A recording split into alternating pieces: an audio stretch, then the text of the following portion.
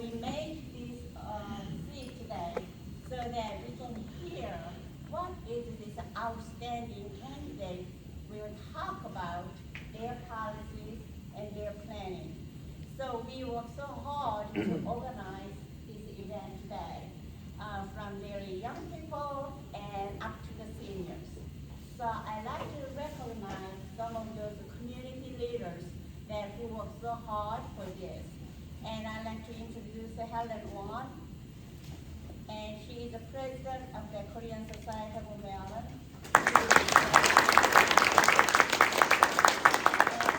And Sue, she is representing all of the Chinese community.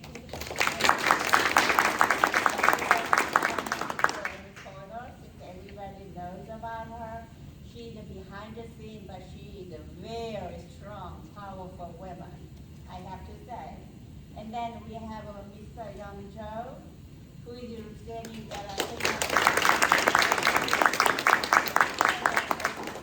there are a lot of seniors here today. And also, we have Vipin Sahwani, who is representing the Indian community. Thank you so much. And I'd like to introduce Jean, who will recognize some of those individual candidates. Thank you, Sue, and I'm happy to recognize whoever is here to participate in the Asian community at the forum. If I miss anybody, please raise your hand. Rain Robinson, she's running for Maverick. I'm sorry, Maverick Robinson. She's running for state senator for District 12, right? State Senate District 12. I'm happy to be here and to see all of you again, and just want you to know that I will represent you in the state and make sure that we're doing things that are equality-based for our children. Thank you.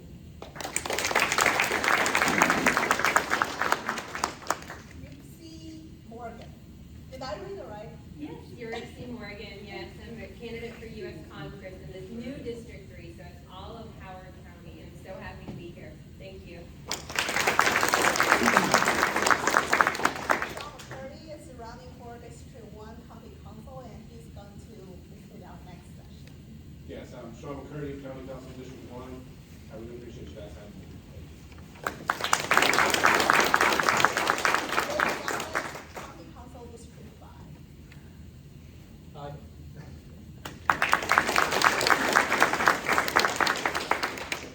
Dr. Chow Wu, BOE member, and running for delegate, state delegate, not A.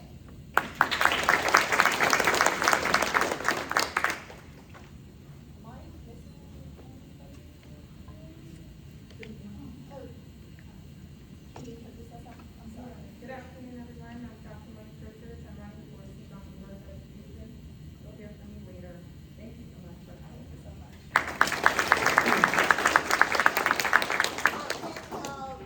Courtney Watson is outside helping us. She is our volunteer. She's so kind to be our volunteer, working at the front desk. She is state delegate for District 9. Is that all? All right. Thank you so much.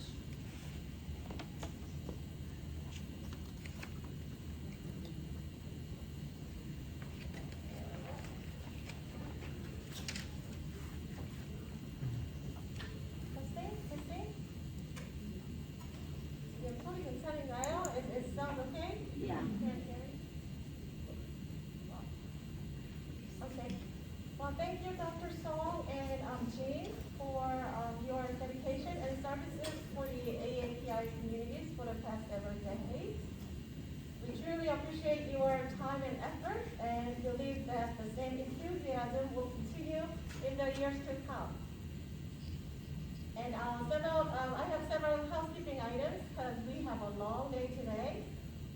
First of all, thank you so much for being here on this nice Saturday afternoon. Our program will run until 5:30. We have, the forum has 3 segments. Until 2:30, We will hear from the county executive candidates, and we'll break for 15 minutes. After break, we'll listen to county councilman candidates until 4:15. Again, we'll have another 15-minute break, and then we'll come back for last but not least for the BOE candidates. And while the pre-written questions composed by gathering community input are being asked and answered, if the audience has questions of their own, you can use the index card that's provided by our volunteers in the back and write your own questions. It will be collected and it will be asked to the candidates at the end of each segment. Okay, the COVID cases are rising, so we have hand sanitizers. Please practice your self-hygiene. Refreshments or any other need for assistance can be brought up to the volunteers in the back. Most importantly, we are all here because we want to make sure AAPI community have a platform where we can be seen and heard. So let's put on our best thinking hat and make the best out of it. Now is the time to silence your cell phones, please.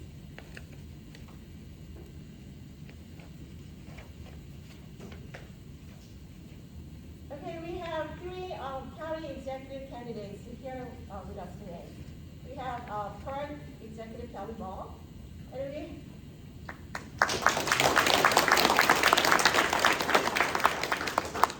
we have Phil Nichols on behalf of Ellen Kittleman. He is sick. He wanted to participate, but he had to send his best representative.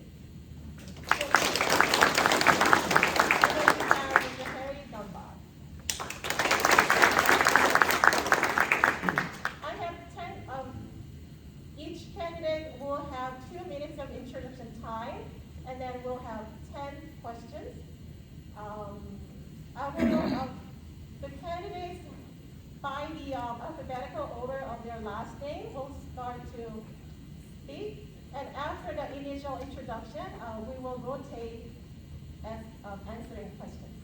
So, Dr. Ball, would you like to start with introducing yourself? Oh, I'm sorry. That's all right.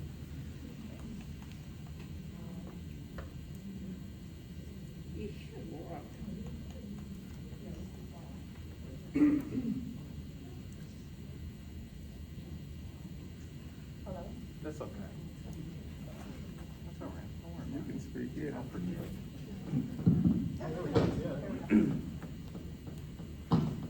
Well, good afternoon, everyone, and thank you so much for honoring us. You can be doing anything on this Saturday, but you're here. Let's try that. You don't need that, Calvin. Turn that up. I'm just going to project. There you go. So good afternoon, everyone. Thank you so much for being here. You can be doing anything with your Saturday, but you're here, ensuring that your voice is heard, learning more about the candidates. I'm Calvin Ball. I am a lifelong Marylander. I'm your current county executive. I took office in December of 2018. I have my undergraduate degree from Towson State, well, now Towson University. My master's degree from the University of Baltimore and my doctorate from Morgan State University. I was on the county council for about 12 and a half years, and I've been your county executive since 2018. We're going to spend a lot of time with questions, but let me just take a few moments to thank you all, not just for your participation today, but for your partnership throughout my time as county executive. We launched together the county's very first AAPI work group, and that work group has done phenomenal work, and there are some people who are in this room who have served, which then gave not only support during COVID-19 pandemic to ensure that, especially early on when there were very few resources like PPE, many of you ensured that we had some for our community. We had our county's very first AAPI Heritage Festival just a couple weeks ago, and nearly 4,000 people came out. And so I just want to thank you for your service to our community and for participating in this forum today. Thank you. Forgot to mention, we have two timers, young ladies. They're going to tell you the time, okay? You better to listen, okay? And now, Mr. Dunbar? Yes, I'm going to remain seated. I'm comfortable, so I want to be comfortable. Sort of like I'm in your living room chatting with you. I'm Harry Dunbar. I am a retired federal worker. My expertise is human relations, human resource management, and organization management. I feel that Howard County needs to be reorganized. I am disappointed in what has occurred in Howard County over the past 20 years in regards specifically to development, as you see on my sign there, and our school system.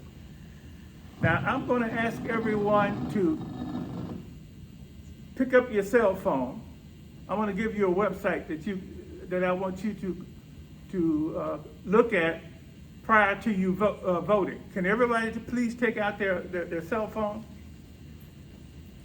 I'm going to give you this website, and I encourage you to look at this website before you decide who you're going to vote for county executive. Are you all ready? Yes. HOCO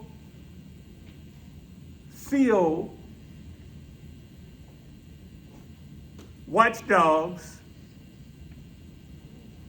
WATCHDOGS.com.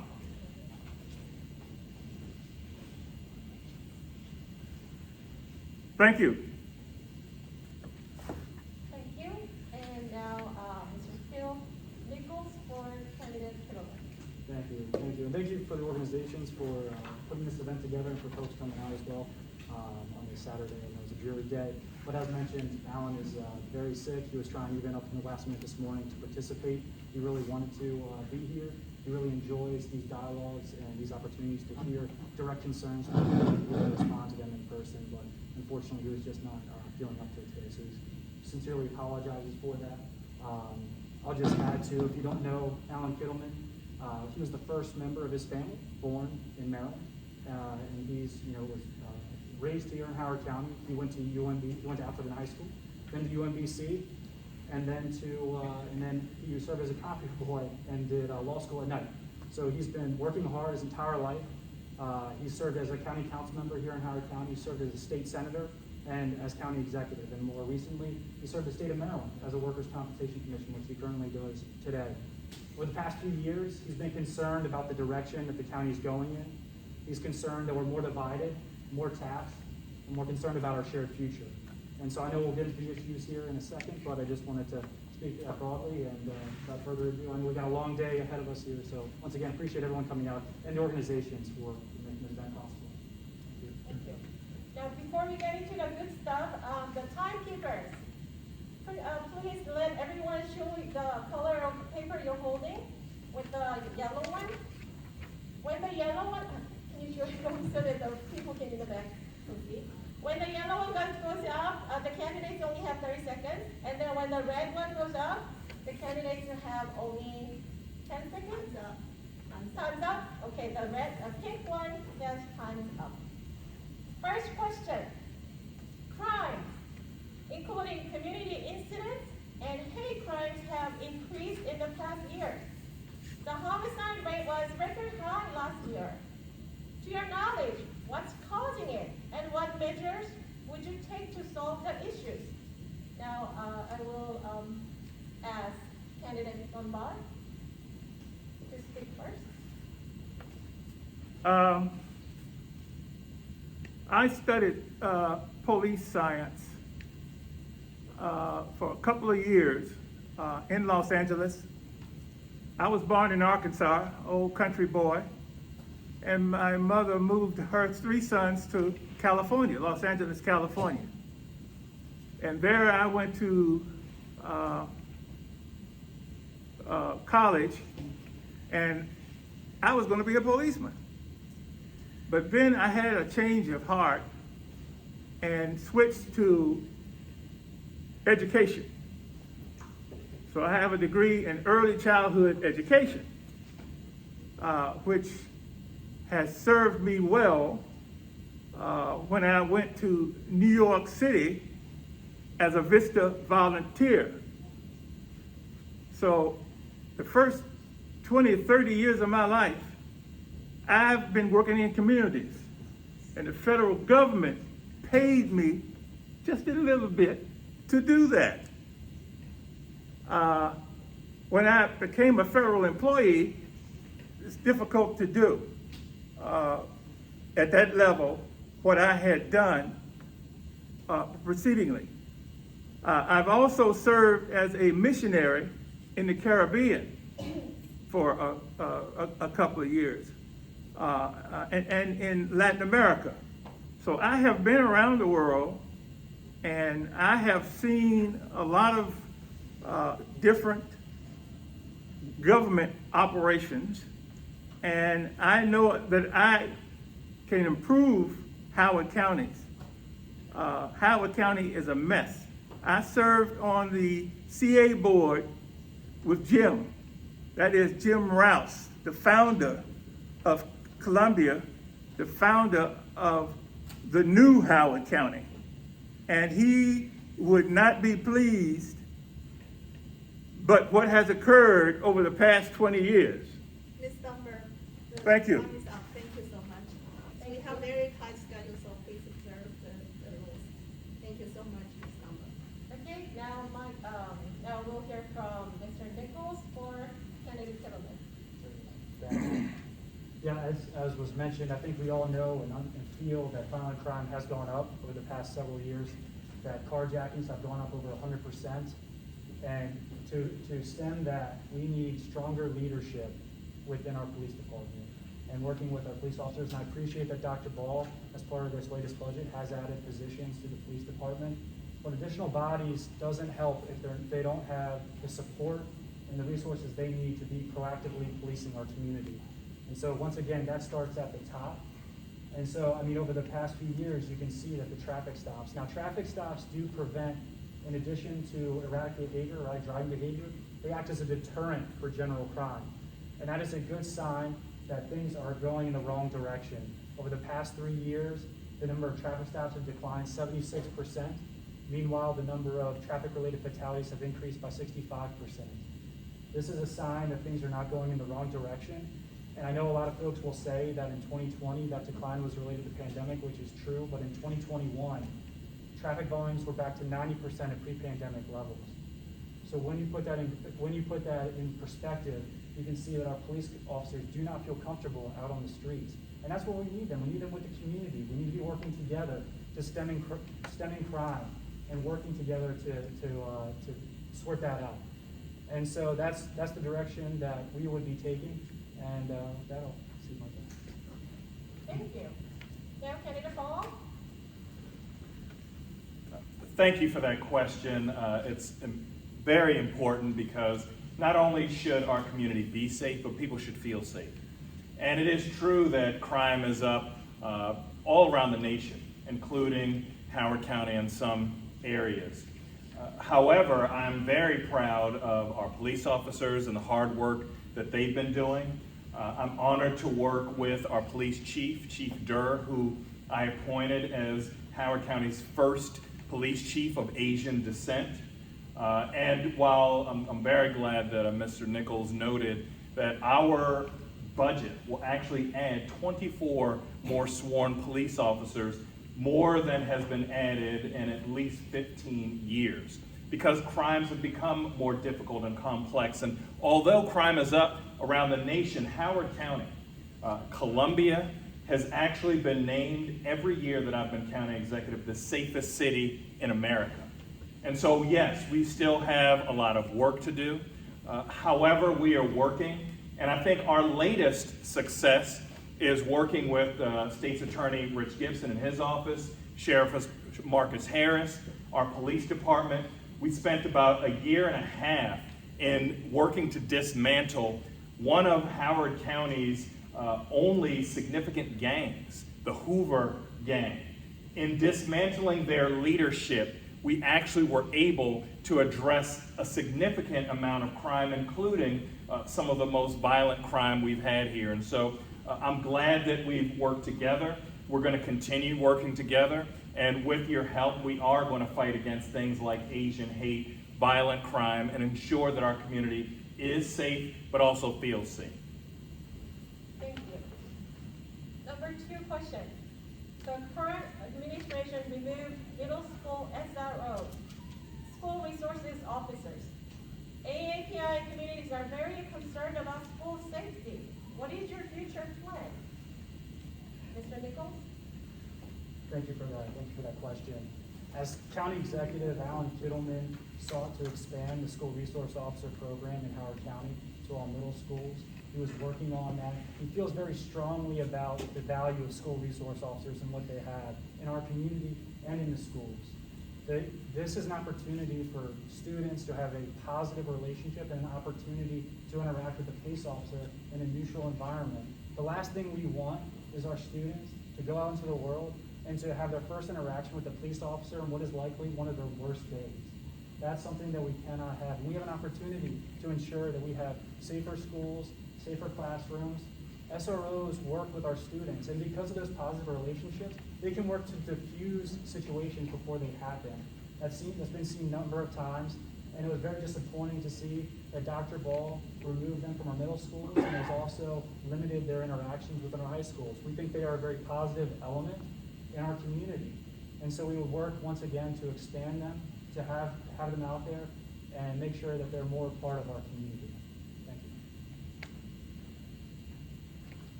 Now, Dr. Ball?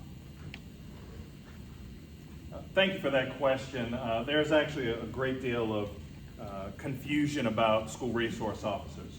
School resource officers are police officers who are actually in school buildings. They're allowed to be in there via an MOU, or Memorandum of Understanding, between the Board of Ed and the police department. A couple years ago, the Board of Education indicated that they were planning on removing all school resource officers from every school. I reached out to the Board of Ed members and I talked to them about what their various concerns were.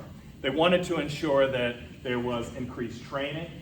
There were thoughts about having a softer uniform because they thought that the uniform was concerning to some of our students, and that since we only had school resource officers in half of our middle schools under the previous administration, generally the middle schools with more people of color, that either expanding, which they weren't willing to do, or not having school resource officers at the middle school level was something that they would consider.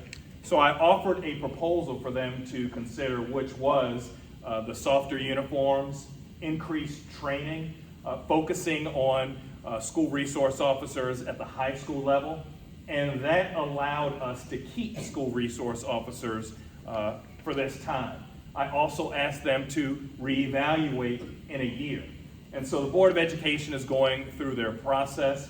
I fully believe that, as I indicated in my previous answer, we should be safe, but our students should feel safe. And so I think that we should continue to have these conversations about the use of school resource officers, their training, how they're selected. And I think that this is a valuable conversation as long as we have it in an honest way. Thank you. Candidate Dunbar? Yes. Good old country boy from Arkansas. Went through school. There were fights here and disagreements among children there, and nobody even thought about bringing police into school and having them stand around and sit around all day. That was an impossibility back then. I just don't think that we need police officers in any kind of uniform, soft uniform or whatever he was talking about. I don't think that's going to solve the problem at all. It might make the parents think things are okay or all right, but it's not going to stop the tensions amongst the kids in the school. We have to determine what those tensions are, what the problems are with the children. Why are they behaving in such manners that causes disruption in the school, in the classroom, etc. So I would look at that, and with my background, I'm sure I would come up with something that would not necessitate police officers in the school. Thank you. Thank you.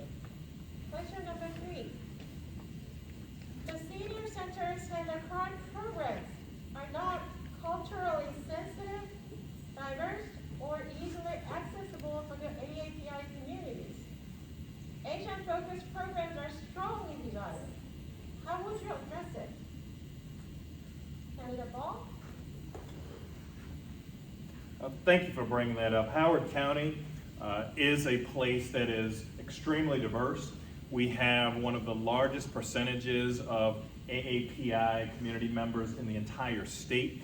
And so that was one of the reasons why I started our AAPI work group. And making the investments in our 50-plus centers is critical because we also have one of the fastest growing aging populations. However, working with some of the great leaders in this room, we have been able to expand some of the programs at our 50-plus centers. We still have work to do, and I'm very glad that we have great partners, and I am looking forward to your insight on how we can do a better job of making people feel open, accessible, safe, and welcome in our 50-plus centers, and frankly, of all generations. I was very pleased to work with the AARP to launch our age-friendly initiative. So now we are actually working to be an age-friendly county. That is going to be a significant designation throughout the entire nation so that our residents of all ages and all backgrounds have the very best quality of life possible, so that as we honor our elders who were the foundation for this great community, we also grow the very next best generation. Thank you. Mr. Nichols for candidate Kittleman? Thank you for that. And I think County Executive Kittleman has a record of bringing everybody to the table to have these discussions and ensure that there's programming, that there are resources available, that there are opportunities present for all ages and all backgrounds. And I know that in speaking with different communities already, there's more opportunities with state, federal, and even some of the, I know the Korean Embassy as well has been participating and supporting some of these additional programming efforts. So I think there's more that can be done. I think that we can work harder. I think that we can bring more folks to the table and ensure that we have the opportunities available and that the opportunities are meeting what is needed by the community. Thank you. Candidate Dunbar? Do you want me to repeat the question? Please. The senior centers and the current programs are not culturally sensitive, diverse, or easily accessible for the AAPI communities. Asian-focused programs are strongly desired. How would you address it? I know that since I've retired, and I was using the center in Owen Brown. We don't have a center in Owen Brown. I'm not sure how many API members live in that area in the village of Owen Brown, but we've been trying to get the Ball administration to spend money on a complete center. We have a room in a library, which is inadequate for the community, and we've got nothing but empty promises from the Ball administration in regards to the new center that has been proposed and designed and he keeps moving the money around someplace else. We don't know where the money keeps disappearing on us. So I would just have that center built. API.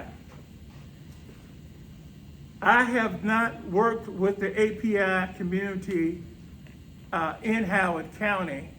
However, I did work with the API community in federal service as a responsible manager in regards to hiring and firing. It was my responsibility to provide equal employment opportunities to all. And that's what I will do if you will provide the change to Howard County by providing me the opportunity to use my expertise to make Howard County a better community. Ball's had an opportunity, and from my perspective, he has failed. Tittleman had an opportunity, and from my perspective, he's failed. I have not had an opportunity to provide my expertise. Time is up. Thank you. I gotta move to the next question. Question number 4. This is the first year that Citizen Election Fund was implemented in Howard County. Why or why not did you choose to participate in the program? Candidate Dunbar? Would you repeat that, please? This is the first year that the Citizen Election Fund was implemented in Howard County. Why or why not did you choose to participate in the program? I chose to participate in the program because I refuse to take money from developers. Mr. Ball, you should look at his account that's held by the state. He probably makes more money from the developers than he makes in salary from Howard County. He's got money rolling through that account right now. Look at that. That's another thing you need to look at. Put that in your cell phone to check Calvin Ball's fund account at the state level, and you'll be shocked. I guarantee it. Thank you. Mr. Nichols for candidate comment. Thank you. Alan is extremely excited to be participating in the Citizens Election Fund this year, this cycle. And this is the first opportunity to do that. For those of you who don't know the program necessarily, it's Howard County's public campaign financing program. So that means that Alan cannot take donations more than $250 and only from individuals. That means no businesses, no developers, no special interest groups, strictly individuals. And as a result of that, there's a corresponding contribution that's given from the Citizens Election Fund. This has been a huge opportunity that Alan is excited to participate in to get big money out of politics. Unlike Dr. Ball, he's excited for this opportunity because he knows that this is the way where when he's elected county executive, you can be certain that every decision made is for the best interest of Howard County, not for anybody else, not for any other reasons, strictly for the community. And so for that reason, he's extremely excited to be participating in it, and he's looking forward to it. He's already gotten extreme grassroots support as a result of utilizing this mechanism. And so, once again, he's excited to be participating in the program. Oh, I should add one more thing if I just have time, I'm sorry. Is that you may hear that County Executive Tillman did veto the bill. He did do that. But that is strictly because of the way it is funded. He is concerned that it was from taxpayer funds. So the state and federal programs, they're checkoff boxes on your taxes. That's a voluntary contribution based off of your decision. And if you're comfortable with your money going to support a candidate who potentially may not agree with your positions, then I think that's okay. His concern was more so that this was taxpayer funds. So regardless of whether you wanted to participate or not, your money was going to support this program. He lost that policy battle. He's moved on. He thinks that it's a great program. He just disagreed with the funding source of it. And so that's why he decided to participate in this program this cycle, the first time that it's been available. Thank you. Candidate Ball. Well, I think we're hearing a bit of a theme here. We just heard that Mr. Kittleman was so excited and yet so concerned. Around the time that he vetoed the legislation that year, he actually raised $600,000 almost in a single year. I actually was the one who has funded the Citizens Election Fund. I voted for the Citizens Election Fund twice because we had to override Mr. Kittleman's veto. It is very difficult, however, since this is the first time that it's available, because I was the one who had to actually make it work, to shift from campaign funds that were already in an account to now a Citizens Election Fund. In fact, we've even heard some folks who are very strongly supportive of Citizens Election Fund criticizing others who had funds in their bank account. So I think what we'll see is a lot of candidates and elected officials who may have not used it this cycle, consider it for next cycle, which will be a fresh cycle. But I think right now, the most important thing is less about the rhetoric and more about the record.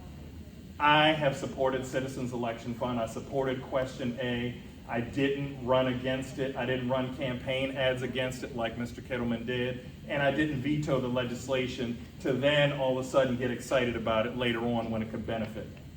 Thank you.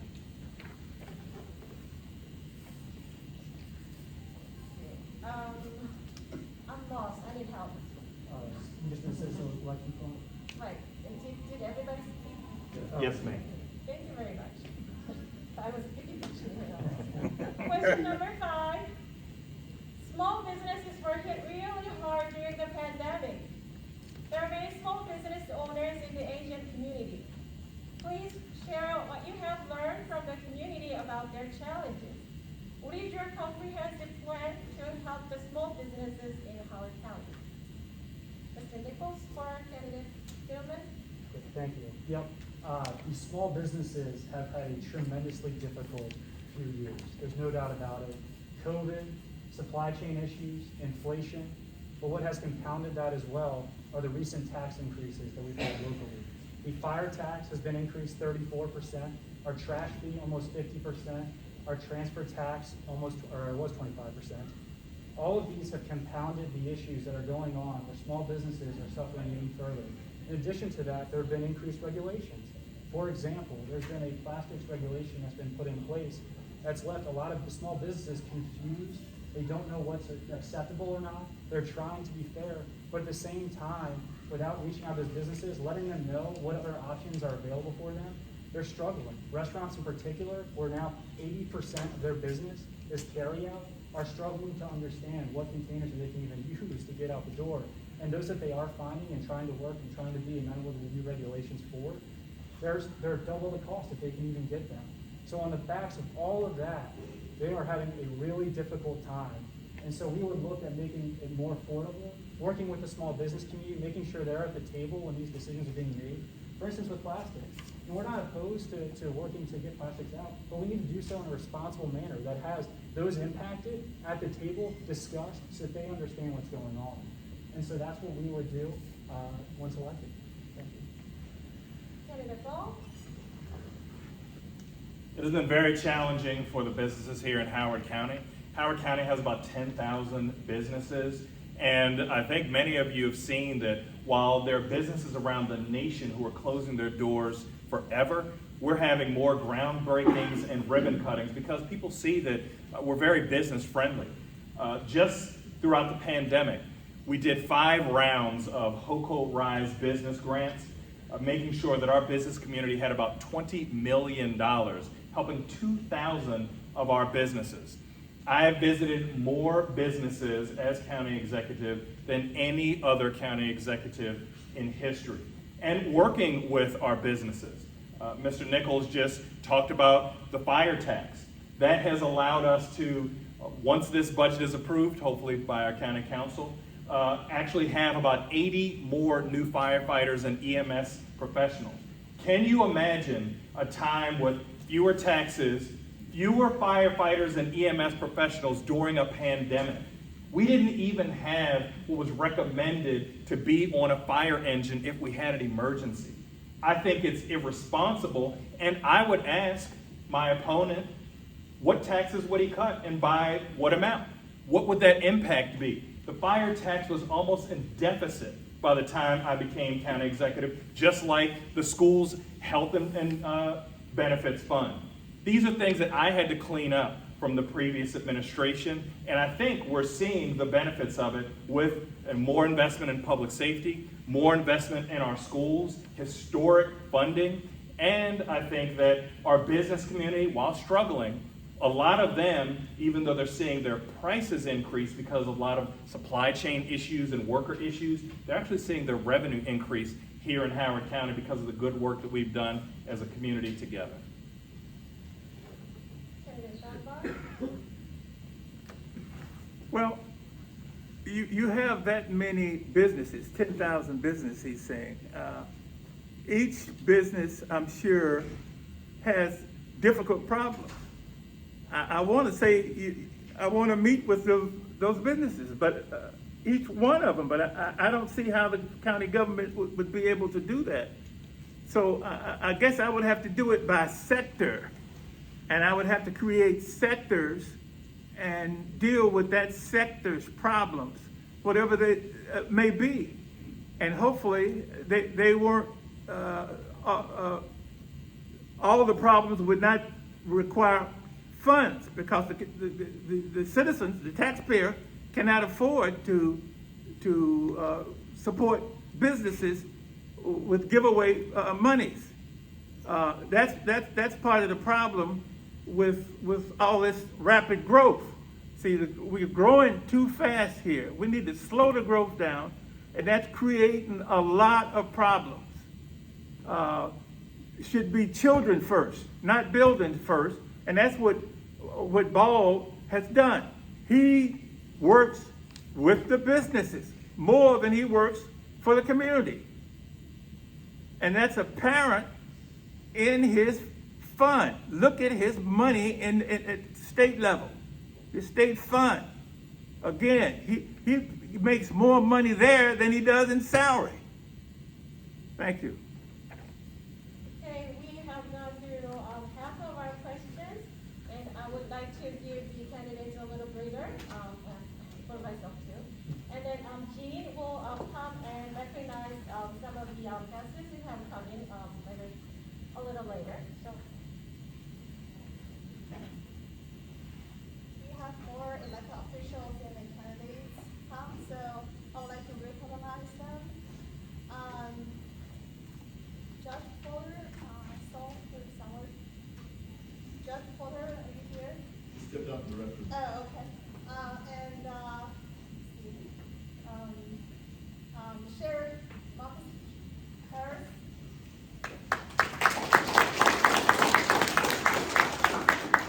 And Yulin Perman, she's going to be our later session. She's and that's the Sigmar for state delegated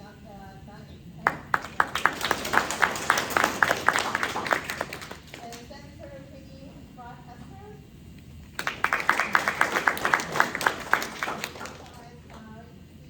Morgan for governor,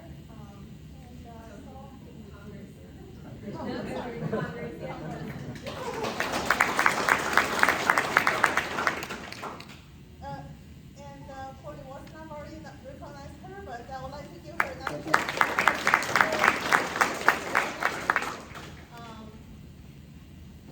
That is everybody?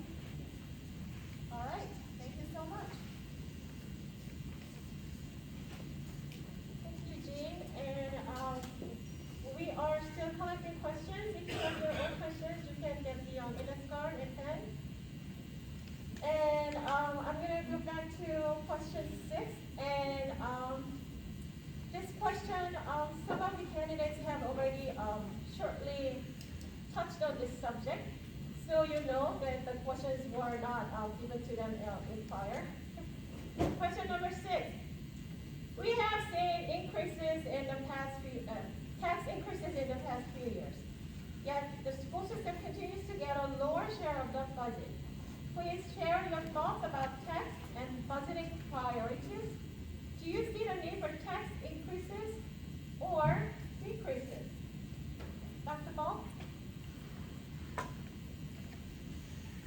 So my first year of county executive, the school system asked for about $1 billion in new in operating funding. This year, we were actually able to give them over $1 billion in operating funding. We actually fully funded their capital budget request of over $100 million.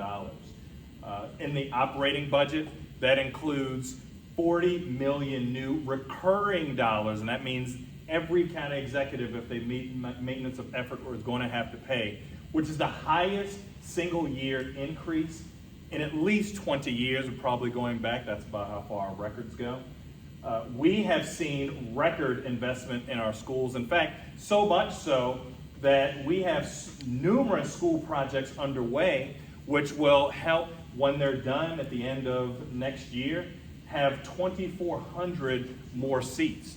And I want to thank the county council. I want to thank our state delegation. This is because of a shared effort of increasing capacity and funding toward our schools. And I think the last question about which taxes would you cut is a great question for my colleagues, and I would love to hear their answers. Candidate Dunbar? Yes. Tax increment financing. Howard County uses that tool to help developers develop their projects. Howard County serves to some extent as a banker for developers. In other words, we are lending developers monies when we are not a bank. In addition, we're not charging the developers fair market rates for the land, etc. So that's why the taxpayers' taxes have to go up every year to take up the slack that the developers should be providing, and they are not providing. That's the first thing I'm gonna fix when you elect me Howard County's next executive. When I came to Howard County 100 years ago, Howard County's taxes were at the bottom of the scale. You got 26 counties in the state of Maryland. We were down 2 or 3 from the bottom. Now, we're in the stratosphere on the top all by ourselves. Because the Kittleman administration, the Ball administration, used TIF's tax investment method, and it's ruining Howard County. That's the crux of our problem monetarily, from my perspective. Thank you. Mr. Nichols first, Candidate Kinnaman? Thank you. Well, first off, I'll just say generally, so this year, as far as the operating revenue growth that the county received, an additional $79 million in new revenues. That's unheard of. I mean, we typically receive in the 20, 30 million. So to say that government is really hurting right now, I think is not a fair assessment of what's currently going on. I think with the tax increases, our property assessments have increased, they've all buoyed the government and how much they're receiving through those funds. So to say that government is hurting right now, I think is wrong. I think government has to live within its means. I think that we would look at that holistically to understand what was going on there and look at that. More importantly, on education, there is no greater priority for Alan Kittleman. Alan Kittleman believes in making sure that our students have the resources they need to be successful and to be safe in the classroom. Consistently throughout his time as county executive, he dedicated over 50% of general fund revenues to our public schools. This year was the first time that dipped below 50%. Budgets are priorities.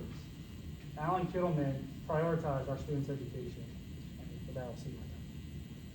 Thank you. Question number 7. Do you think balancing social-economic status should be one of the goals for school redistricting? What roles would you think the county executive the redistricting process? Candidate Dunbar?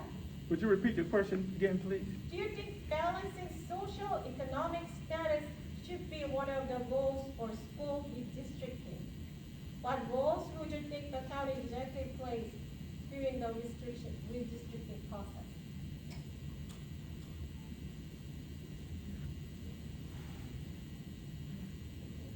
Redistricting should be a Board of Education matter, primarily. The county executive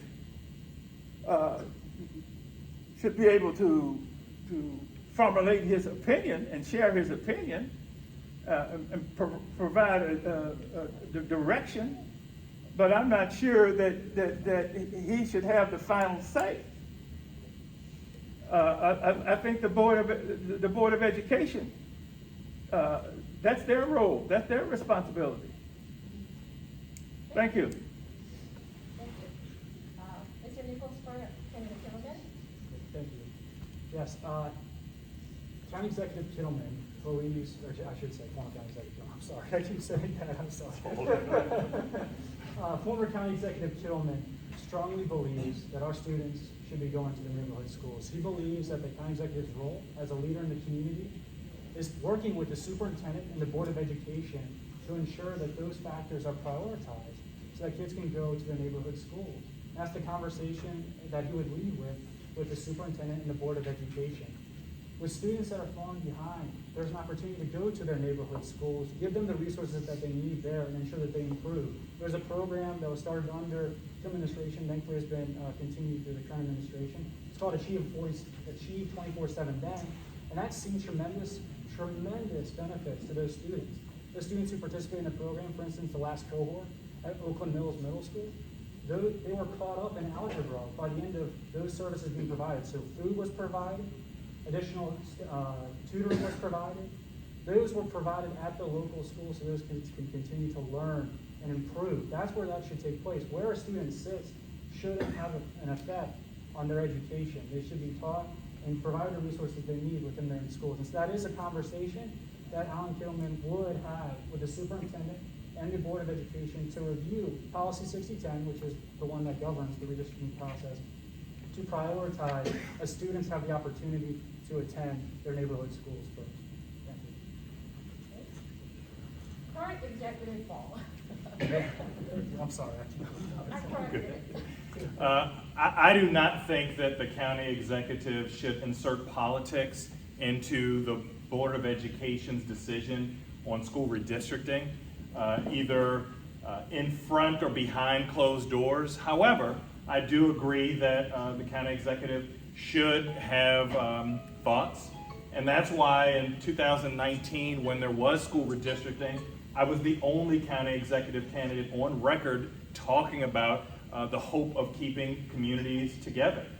It was only after so many community members in 2019 indicated concerns, and then after announcing running for office in 2021, 2 years later, that we started hearing from some of these other candidates. However, I do think that we shouldn't be inserting politics into what's going on as far as the Board of Ed feeling pressured or the superintendent feeling pressured, especially behind closed doors. I just don't think that that's a good practice for the county executive when it relates to school redistricting. For this question, we try very hard, but there are like sort of two parts, so please pay attention. Development has always been an issue of concern in Howard County. Can you share your thoughts on how to ensure adequate public facilities to support the development? And can you also share your thoughts on balancing commercial development versus residential development? Mr. Nichols? Thank you for the question. I'll try to remember both parts here. So the first part on APTO. So when Alan Kittleman was first elected, he brought together, and I see actually a few former members of that committee to review the adequate public facilities ordinance at that time. One of the primary recommendations of that body was to review APTO after every general plan is updated. And so that's what Alan Kittleman will focus on. Right now, the general plan is being updated. And unfortunately, it's been postponed until after the election because of, some concerns about having that discussion now. But the general plan is the guiding document for our county as it relates to development, both residential, commercial, and looking at our natural environment as well. What does Howard County look like in 20 years is being discussed right now. And that's something that Alan is deeply cares about, and he believes that there is not enough focus on our commercial development. The commercial property tax base is an important aspect of our community, and we need to foster that and improve that more, so that way it takes the burden, that tax pressure burden, off of our residents. And so in doing that, a perfect example was in Maple Lawn. Maple Lawn recently had a meeting to discuss expanding, I think it was from like 36 residential units to over a few hundred. Alan Kittleman spoke up as a resident in that meeting to say, this is not the plan. We need a balance of residential and commercial opportunities within our community. And that's what Alan Kittleman will be focused on, is making sure that we have a healthy balance, that we focus and prioritize our commercial growth. And as far as the infrastructure through ATVO, that we have the infrastructure in place able to support that growth. And we need to make sure that we have it well maintained. We have to make sure that we're fostering that infrastructure to make sure before we're advancing with this additional growth, that we have the capacity in our current system to handle that. And so that would be a serious focus of Alan's, and particularly with the general plan update coming, he would look forward to looking at APCO once again to make sure that it is truly meeting the demands of our growth. Thank you. That was right on mine, oh my goodness. Candidate Ball? As a county council member, I actually had to work with my colleagues to strengthen the APFO provision that Alan Kittleman sent down to us because it wasn't strong enough. And yes, it is true that APFO, Adequate Public Facilities Ordinance, needs to be reevaluated after the general plan. It is not true that it has been postponed. In fact, there are current meetings going on the HOCO design draft of the general plan right now. So that is another example of the rhetoric and the reality not quite coming together. And I hope that you participate in the process. It's actually being rolled out by chapters so that each community member can play a role and participate. I think that it is important that we don't have overdevelopment, so much so that as I've been county executive, development is down. Building permits are down. We only have about 2% of our land that can yet be developed. And I think the general plan will help us as a community decide how that is not only to be developed, but how do we ensure that we do preserve open space? How do we ensure that we do invest in our environment? How do we look at redeveloping in new, exciting, innovative ways that create an excellent quality of life for future generations? That's what our HOCO by Design plan is about. And I'm hopeful that you will participate in the ongoing conversation that's happening right now. Thank you. And I just realized that I have to correct myself. When I said that was right on mark, I was referring to the time limit. Our timekeeper was about to raise the pink sheet. So please excuse me. Okay, now on to candidate Dunbar.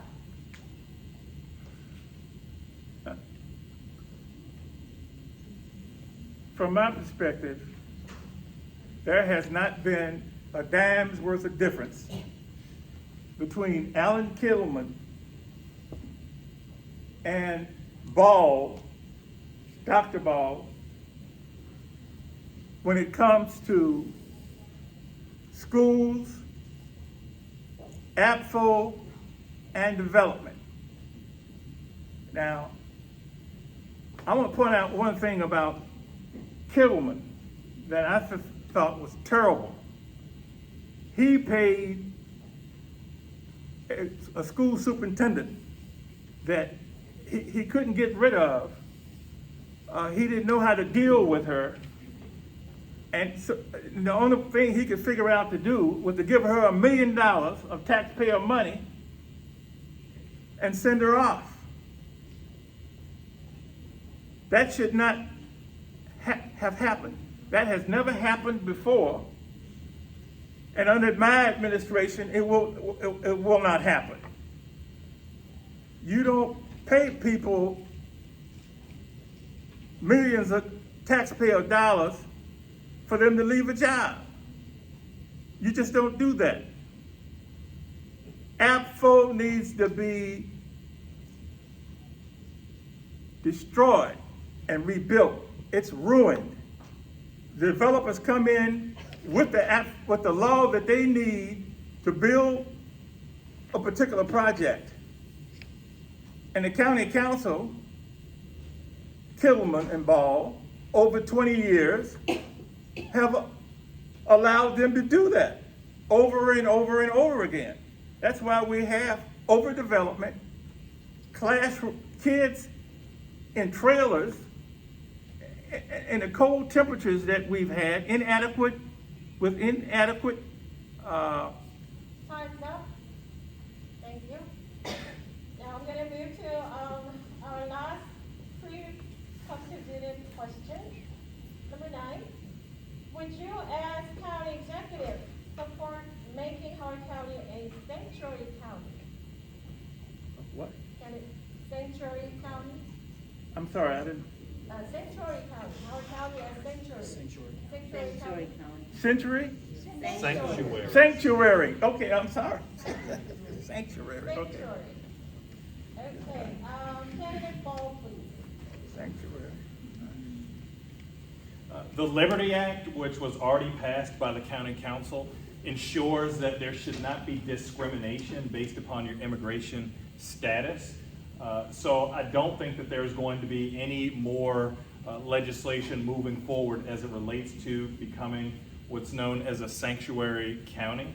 However, I fully support not having discrimination because of your immigration status, the country that you come from, and I think that Howard County should be a welcoming place. Thank you. Candidate Dunbar? Howard County is a welcoming place, has been a welcoming place, and no one should be discriminated against. And in my discrimination, in my administration, I will not tolerate discrimination in any form. That was a part of my duties and responsibilities as a federal employee. I'm very well adept at finding discrimination, and I know how to prosecute it at various levels, and I will do so. Thank you. Okay, it's the Nichols for candidate Kittleman. Thank you. Yeah, Alan Kittleman believes that our law enforcement should be able to have communication and work with other law enforcement agencies at the state and federal level to stop that communication, to hinder that communication. That hurts our community and our ability to work through issues. Howard County Police are not asking the immigration status of those who've been arrested. That was a policy as county executive that he had, and that's something that he would continue to work through. And he would continue to work with the immigrant community. FERN, which was an organization to help those immigrants, he worked very closely with that executive director to ensure that they felt welcome within our community and that they had the opportunity to succeed here. We do want everybody to succeed here, but we think it is a bad policy to start restricting the ability of our law enforcement agencies to communicate. Situations arise where things happen. Not having that dialogue is not helpful. One thing I'll point out too is under Democratic administrations of Ullman and Roby, there was an INS agent embedded within HCPD. The reason being was because MS-13 was a growing threat within our community, and they worked collaboratively with police as well as INS to thwart other. They worked with other agencies too, but they worked to thwart that presence and dismantle that organization. It was because of that collaboration that those things can happen. They were able to identify who was a part of those gangs and resolve those issues. That's what our law enforcement agencies should be doing. They should be focusing on those aspects, working with other folks, but they should not be enforcing immigration law themselves. Thank you. Thank you. Thank you so much for answering all those tough questions. Now I have questions from the floor. Okay, this is going to be a challenge for me. Okay. Given the recent heroic effort at Long Beach High School by a SRO who nearly saved a student life due to timely response, does the current county executive change his stances on this topic? Question from the floor. So as I indicated before, that I support our SROs, and that in that question is the fact that there was an SRO at Long Reach High School. I support the Board of Education and the police having SROs in the high schools, and I'm very proud of that SRO who was able to work with the community and all of our police officers who work to keep people's lives safe. Thank you. Thank you. Now, this is even more challenging because it's written in person. Okay, I'll try my best. County has a great plan to be, what's it say? Okay, here's my rescue. Oh, this is a flow question, that is that, county has a great plan to be inclusive for the seniors, for all ages, within the community of a friendly, age-friendly community. However, what is your thoughts or plans to outreach for those seniors who are not able to speak English proficient way, such as Korean seniors or Chinese seniors or some other seniors? Okay, the question goes to candidate Dunbar. Well, that's not a difficult problem to solve there. I would first want to determine the locations of those seniors and establish a class, a place to have a class to bring those people that want to be brought up to speed. I would try to get some of our business leaders to fund that project, so that the taxpayers wouldn't necessarily have to cover that expense. Thank you. Mr. Nichols for candidate Silver. Thank you. Yeah, and that's a great question.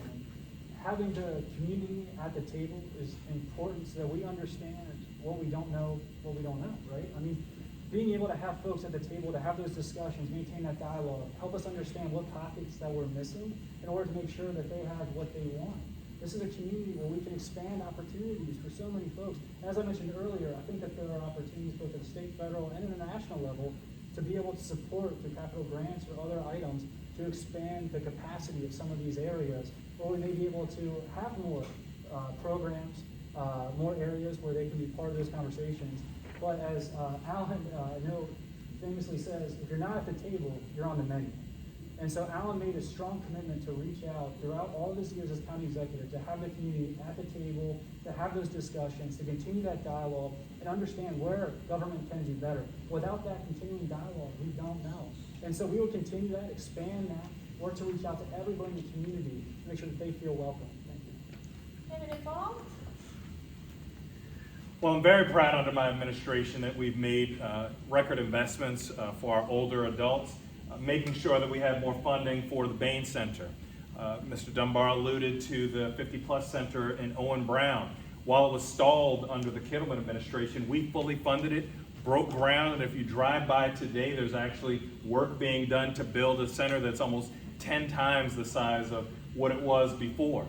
Making sure that we are working with AARP on the age-friendly plan, which has 8 different domains, and part of the domains is ensuring that our older adults of all backgrounds are able to be fully engaged. And then again, my fantastic AAPI work group, which was not here under the Kittleman administration, has been a valuable resource, and there are people of all ages who are giving great ideas, and we are going to continue moving forward.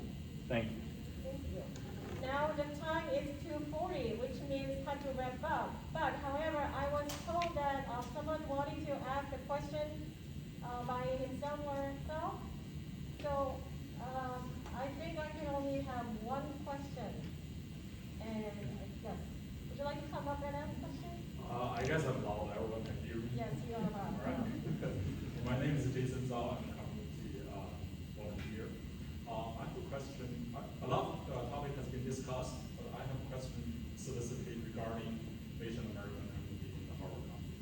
20% population over there. It's not a small number. So my first question is, I want to follow up with the previous question talking about the seniors. There's a misperception in the community, in larger community, the Asian community, they're all well, they're highly educated, that's not the case. A lot of them working in the service sector, they are well below the minimum wage and well below the average in our country. And a lot of grandparents, they don't speak English. I actually, even myself, when I came to this country, I was educated, but still I have trouble with the daily interaction with other people. So I think a community center could be a very good place for people to gather together to exchange information, to navigate the totally different system from their home country. I believe I talked to Dr. Ball privately about this. I talked to Mr. Kinnaman about this in the past, and many community members talked to them about this topic as well. I would like to know what has been done, what you plan to do on this regard. So number two, I want to know from your perspective, what's the largest challenge for the Asian American community in our country, and how you would like to address it, policy-wise and fiscal-wise, how you would like to do that? I guess this question could very well be a wrap-up statement. And then I'm going to continue with the order that you've been answering the questions. So first will be Mr. Nichols for Senator Kinnaman. Is this answering that question or closing Yes. as well? Okay. Can you? Do both? Yes, do both. All right, please. copy that. All right, I'll stay on it. Yes, I know that's a tall order, please. No, okay, thank you. And thank you for that question, Jason. I appreciate you've had those continuing conversations with Mr. Kittleman. As far as what we would plan to do, we would certainly continue to maintain that dialogue, understand what opportunities there are, and work to find the areas where we can make that a reality, right? I mean, I think that's a prime opportunity to fully understand that 20% of our community is of Asian descent. So, I mean, we understand that there's a huge pocket, there's a huge need there, and we will continue to reach out and work through that process. And we'd love to continue the conversation with you, Jason. Thank you. And I would just say, generally, I'm going to quickly here. Alan Kittleman is very focused on making sure that our community and our students have the resources they need to be successful, to be safe, and that we have a community that's affordable. And lastly, I want to talk about too, I mean, integrity matters. Integrity is very important, I think, and it's a distinction here that needs to be brought up. And the fact that in Dr. Ball's office, over the past 3 years, individuals in his office have been receiving campaign dollars to the tune of over $100,000. I believe, and I think we believe, that we need a county executive office that's focused on directly the needs of the community. Thank you. Thank you. Okay, Candidate Ball. Great question. I'm very pleased, and I just want to thank our state folks, particularly Senator Frey-Hester, Senator Gazzoni, Senator Lamb, Delegate Watson, and many others who actually got state funding for an AAPI Cultural Center. We're going to have a community meeting next month, and we'll make sure that you get those details so that we can talk about how we do that together. And we do have a lot of work to do. I think you very astutely noted that especially throughout the pandemic, many of our community members felt isolated and they need more help and support. And I agree, integrity matters. And so ask the follow-up questions. You heard a lot of rhetoric, a lot of doublespeak here. Ask for numbers, ask for data, ask how we're going to address the big problems of today and make people's lives better. I've been honored to have some of your support over the last 4 years. I'm humbly asking that you do vote for me to be your county executive again, and thank you so much again for your attention. Candidate Dunbar. Yes. The API problem or concern, it's not a problem, it's a concern that needs to be addressed by the government. And I will do that.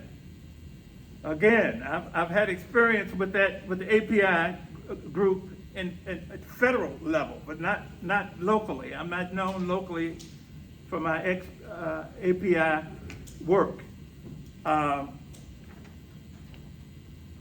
I look forward to serving you as your next county executive. We need a change. And again, from our perspective, Ball and Kittleman have failed. Ball and Kittleman have failed this community. Time's up. Thank you. Thank Thank you. you, everybody. Thank you, all the candidates. You all